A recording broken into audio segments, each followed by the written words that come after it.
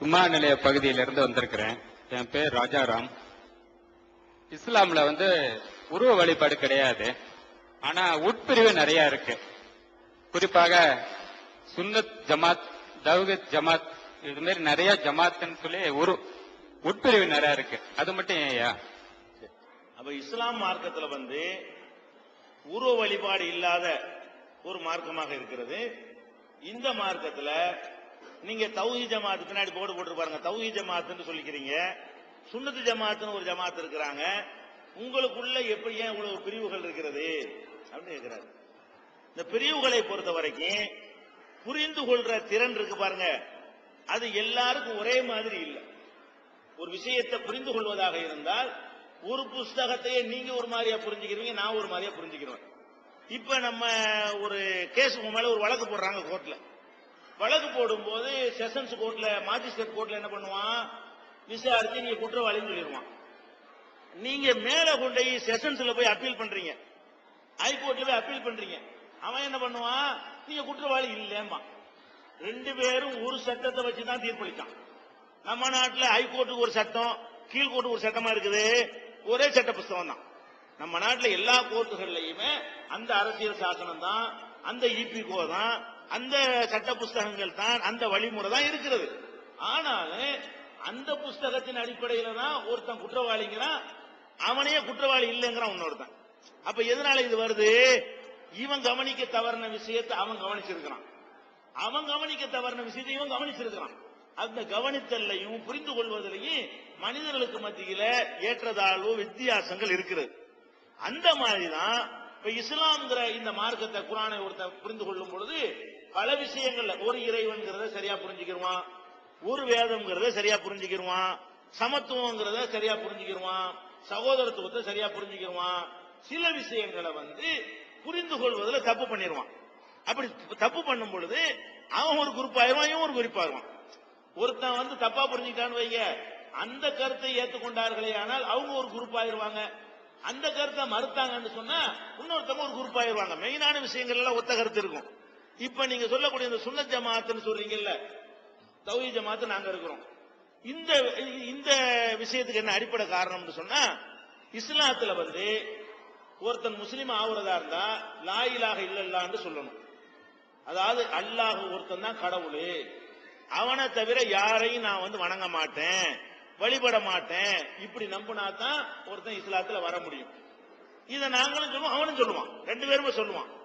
ஆனா சொல்லிட்டு என்ன பண்ணுவான்னு கேட்டா, செத்து போன ஆளுக்கு இருக்காங்கல்ல, ஒரு நல்ல மனுஷனா இருந்திருப்பாரு, ஒரு மகான் மாதிரி தோற்றத்தில் இருந்திருப்பாரு, பெரியார் மாதிரி தோற்றத்தில் இருந்திருப்பாரு, அவர் இறந்து போயிருப்பாரு, அவரை கொண்டு புதைச்சி வச்சுக்கிட்டு அவரை மரியாதை செய்யறவங்கிற பேர்ல அதை போய் கும்பிட ஆரம்பிச்சிருவான். ஏன்பா ஒரு இறைவனை தானப்பா கும்பிடணும், நீங்க எதுக்குப்பா செத்து போன ஆளை போய் கும்பிடுற அப்படின்னு ஒருத்தர் கேட்டான்னு வைங்க, அவன் ஒரு குரூப் ஆயிடுவான், அந்த செத்து போன ஆளை கும்பிடுறவன் ஒரு குரூப் ஆயிடுவான். இப்ப இந்த சுன்னத் ஜமாத்னு சொல்லக்கூடியவங்க எல்லாம் யாருன்னு கேட்டீங்கன்னா, இறந்து போனவர்களை புதைத்து வைத்துக் கொண்டு, தர்காக்களை கட்டி வைத்துக் கொண்டு அவங்கள்ட்டே போய் கோரிக்கைகளை வைக்கிறாங்க பாருங்க. இஸ்லாத்தை விளங்காம, இது குர்ஆன்ல இல்ல, நபி இப்படி சொல்ல கிடையாது. எங்க மார்க்கத்தினுடைய அடிப்படை என்னன்னு கேட்டா, மனுஷன் தான். எந்த மனுஷனா இருந்தாலும் மனிதன்கிற தகுதிக்கு மேல ஒன்றை அவன் எட்டவே முடியாது. யாரா இருந்தாலும் அவன் மனுஷனாத்தான் இருப்பான். எவ்வளவு பெரிய மகான், மேத, ஞானி என்ன வேணாலும் நீங்க எடுத்துக்கொள்ளுங்கள், மனுஷத்தன்மை அவனுக்கு மாறவே மாறாது.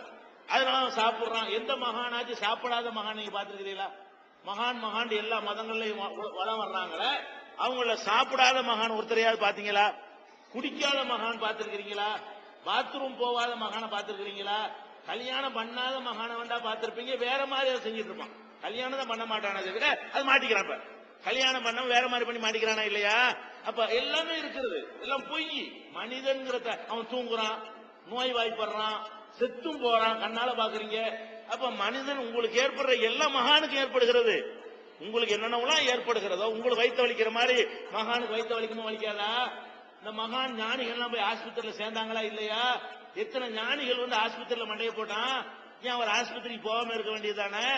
அப்ப நல்லா பாக்கணும், மனிதன்கிறவன் என்னதான் அவன் கடவுளுக்கு தன்னை அர்ப்பணித்ததா சொல்லி கொண்டாலும் அவங்கிட்ட உள்ள அந்த மனிதன் உள்ள தன்மை இருக்குல்ல, அது ஏற்படவே ஏற்படாது.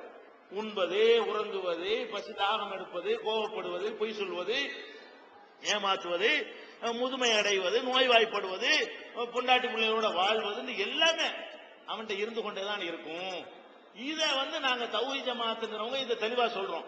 இந்த சுன்னத் ஜமாத்துங்கிறவங்க என்ன பண்றாங்கன்னு கேட்டா, செத்து போன ஆட்களையும் வணங்குறாங்க, மரியாதை பண்றோங்கிற பேர்ல செத்து போன ஆட்கள் நாகூர் ஆண்டவரங்கிறான்.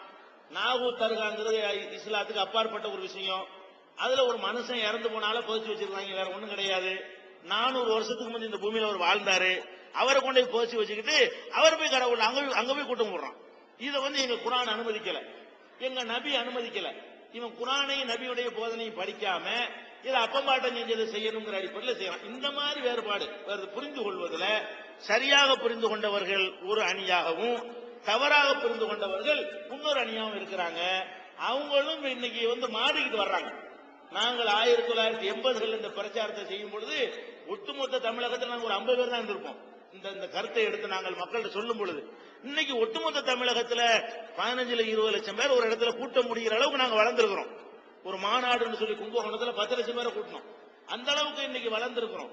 அதனால அந்த மக்களை மாற்றி அமைத்துக் கொண்டிருக்கிறோம். இன்னும் கொஞ்ச நாள்ல இந்த சுன்னத் ஜமாத்தெல்லாம் ஒண்ணு இருக்காது, ஒரே ஜமாத்தா இருக்கும். அதற்கான முயற்சி பண்ணிட்டு இருக்கிறோம்.